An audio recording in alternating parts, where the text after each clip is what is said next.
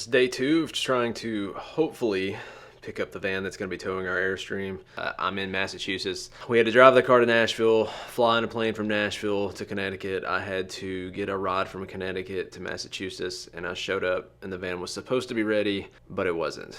I had to stay the night in a hotel across the road, and I'm waiting for them to get it ready this morning where hopefully I can start on my 15+ hour drive home. If I don't get out of here until 10 or 11, I just don't think I'm gonna pull it off. So basically this is gonna come down to me probably losing a day. It's part of the stuff you run into. The big thing is I hope the van checks out okay so I can get it and take it home, and the whole trip wasn't for nothing. Where'd Daddy go? Where did Daddy go? Just hide and seek. Is he playing hide and seek? Meow. He's hiding all the way in Massachusetts. Give Daddy a kiss. So I just got off the phone with the dealership. One of the parts was not the part they needed, so it's gonna take them 2 more days to get the part they need to fix something they needed to fix. I said, can I drive it home? Show me the codes, reimburse me for what I need, and let me get out of here. So they're gonna show me the codes on it, show me what part I need, show me what the price is gonna be, reimburse me, and I'm gonna try to get this thing home because I just can't, I can't sit around here another 2 or 3 days. And the frustrating thing is I understand that sometimes you misdiagnose things, but why was this van not ready? They knew it was up for sale. They knew I was coming. I don't know. And I know you may be watching this thinking, just get out of there, Nathan, get out of there. But well, I mean, it's a pretty good deal on the van. I mean, I've got thousands of dollars of leadway, honestly, on this van. I've gone through the trouble of getting here. If I go with another van, probably gonna be in the same situation where I've got to travel to go get the van. You know, I've been watching for these vans probably for at least a month, you know, trying to see when they pop up, and they're all long distance. So if you want a diesel van, I'm not saying you can't get any diesel van, but if you want a diesel van in this price range, this year, this engine, with the things we're looking for as far as setting it up for towing the Airstream, I mean, there's just not a ton of them around. There's not. And especially this one with the windows, that's an upgrade option that not many people put on a cargo van. We would have to add that on later. It's possible to add that on later, but I really wanted that so Hensley could see outside. I'd have better visibility when I'm making my turns from side to side, that kind of thing. So it's nice to have these windows on the van. Brushing your teeth? I really love this stool that Newmar has. It's really great for little ones. And then it's got great storage underneath as well. And then it just slides back in.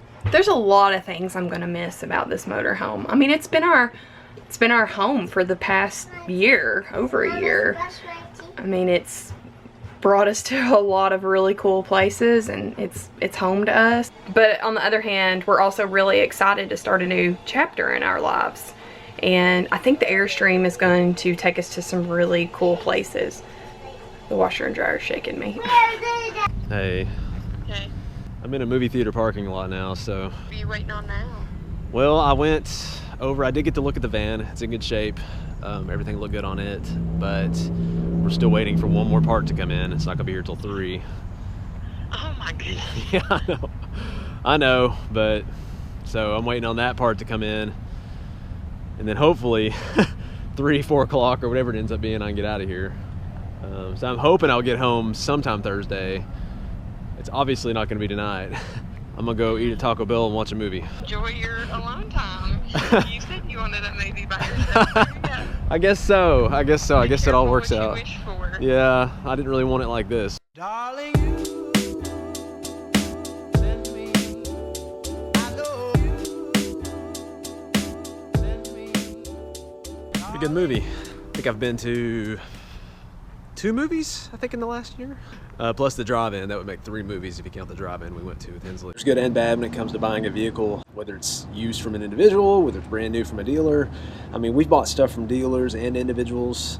In this case, everything's definitely not gone the way I hoped it would. It's taking longer than I'd hoped, but at least the dealer has the resources to make these things right. If this had been an individual and something was wrong they didn't know about before I came, it'd be a different story. I mean, you know, if it's something so bad I couldn't even get the vehicle home, we'd have to put it into service, and who knows how long it would take. But the dealer has his own mechanic, and so things are moving a little bit faster, I think, than it would with an individual. Or the individual might not even be able to do anything, and I'd have to go home empty-handed. Or you'll run into this sometimes when you buy from individuals. Something will be wrong, they didn't tell you about it, or they didn't know about it, you show up, and you try to get them to decrease the price so that you can fix what's wrong with it, but they just can't. They're basically needing your money to pay off what they owe. So you can run into all kinds of problems with this, and that's not to say run out and buy something new. You're paying a little bit more with the new. And even with something brand new, I know so many people, RVs, trucks, cars, it doesn't matter, still a chance of stuff being wrong with it after you buy it, and you're stuck going back and forth to the dealer. So there's no surefire way to do this. There's no guaranteed way nothing's gonna go wrong. Got pretty cold outside. I had to come inside. So I'm sitting at a Dunkin' Donuts waiting for the owner to come pick me up, and hopefully we'll get this thing done. Ready to get home to my girls. It's been a long 2 days. The part that's gonna be the longest hasn't even started yet. But this is the van. We did buy it. Basically not a lot to it. It's mainly pretty manual, pretty basic stuff. You got a couple of bucket seats in the front. Has a tow haul mode, all your basic stuff, some sort of CD, it's got a CD player. But the core of what we wanted is here. We really wanted these windows. I think it just looks better for us. It doesn't look as like we're gonna kidnap somebody or whatever. It's got the windows all the way around at both sides. So that also saves me from having to install a window on Hensley's side if she wants to be able to see out once we get the bench seat installed. That's one of the things we gotta work on. We want the bench seat is gonna go right here. I plan on putting a wall here, blocking off the back storage area, because we can open the double doors in the back to get to that. And then the back part's gonna be our storage area. I think it'll work for us. I think it'll be good. I know it's a little bit different of a layout. Not something people tow with a lot, but I mean, it's a 1-ton. It's got a 6.6 Duramax in it. Right now I'm pretty tired. It's already after dark. It's rush hour here, but the good news is the way things are gonna time out as I'm leaving here, it's not gonna be rush hour around New York, New Jersey, that area, so hopefully I can get past at least New Jersey and get past that point, so I don't have to mess with all that traffic tomorrow.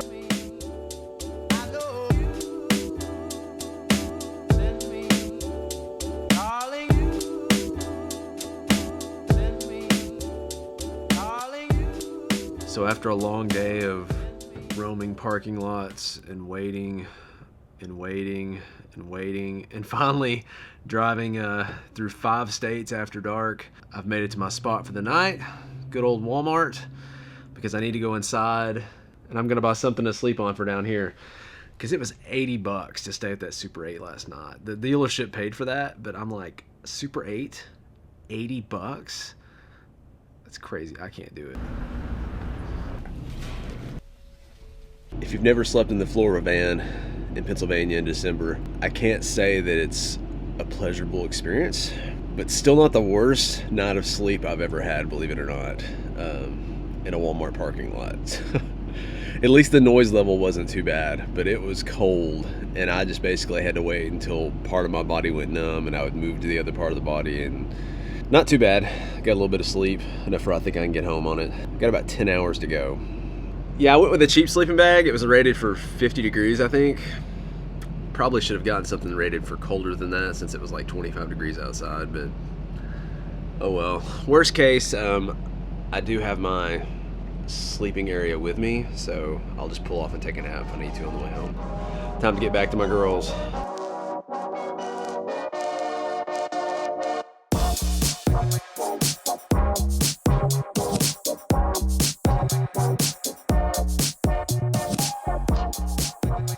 Some likes and dislikes about the van after driving it for about, I don't know, 8 or 9 hours so far.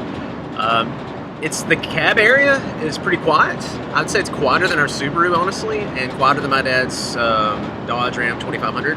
However, the back, you've got like your jack back there that's rattling. The wind noise does seem to be a little bit worse in the back. However, I'm hoping, you know, about a third of the back is going to be sealed off as a storage area anyway. So really all I'd have to worry about is the wind noise and like the 2 main doors that open on the side. The van handles really well. I mean, it's stable. I don't feel anything from semis, that kind of thing. It's getting pretty good mileage. I have not checked it yet, but I mean, I've spent probably $60 in fuel so far, and I'm already 2/3 of the way home. So that's pretty good. I mean, if I get home on 100, 125 bucks from Massachusetts, you know, paying for diesel, that's pretty impressive to me. Part of the reason I went with the diesel over gas, because I looked at some V10s that I knew could pull what we needed to pull, and I also looked at some V8s, but the mileage, it was horrendous. And terrible mileage in our motorhome isn't that big of a deal because it's got an 80-gallon tank. Terrible mileage with a 31-gallon tank could be a big deal. So I wanted that extra, instead of getting, 8 miles per gallon, somewhere around there with a gas, I could get 12, 13, maybe 14 with a diesel. 14 is probably ambitious, but 12 gallons plus with a diesel.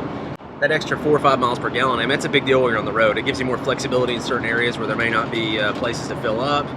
If I just want to keep going because the toddler's asleep, I can just keep going. You ready for Daddy to get here? Be safe, Daddy. Say, Daddy. Be safe. Love you, Daddy. Bye. Downsides that I've noticed working on these vans compared to a truck is more labor intensive because you don't have access to the entire engine in one place. You've got part of it up front and then part of it is inside of the cab. The Duramax in this is the same Duramax that's in a diesel truck, but it's been turned down because the it can't handle the same amount of heat because the engine is not totally in the front. But a turned down 6.6 Duramax, the torque on that is still plenty of torque for what we need. So I'm totally thrilled about the engine itself. I'm happy with it so far. It parks well. I got the short wheelbase instead of the long wheelbase because I wanted more flexibility. We do a pretty good combination of city driving versus, country driving. Struggle with that. Do I get the long wheelbase because I know it will tow a little bit better and it'll give us a little more storage room. But in the end, I think getting something that's easier to drive in the city and easier to park, and something that's just going to be less length for us because we didn't feel like we needed that long storage. I don't know, time will tell, but I definitely seen in the forums where some people were not happy with the long wheelbase because it was so hard to make turns. If you ever need to do a U-turn, or when you're driving the vehicle by itself as well, it could be a problem with the long wheelbase.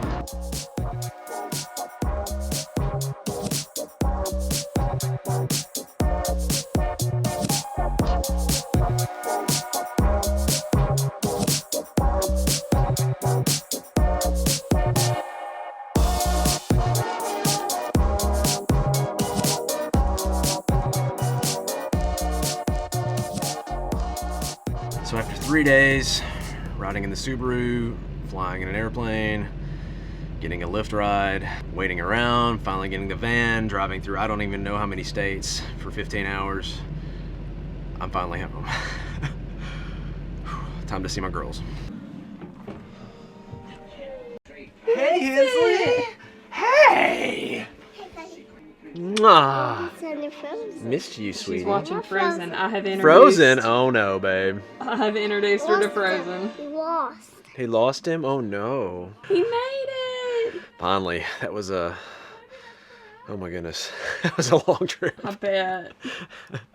We're glad to have you I home. know. I'm glad to be back. Super pumped to be with my girls. And watch And watch Frozen. Yeah. Watch some Frozen. We'll catch you guys later.